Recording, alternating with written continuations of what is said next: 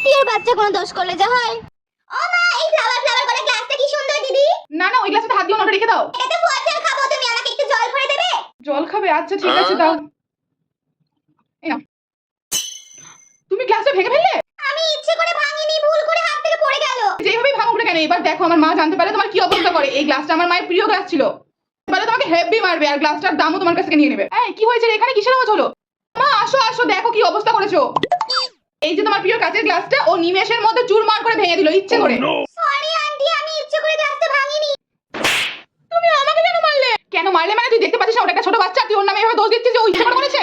কিন্তু ও তোমার প্রিয় কাচের গ্লাসটা ভেঙে দিল। কি হয়েছে, ও তো একটা ছোট বাচ্চা, একটা গ্লাস তো ভাঙতেই পারে, তাই বলে তুই ওকে ওইভাবে বলবি?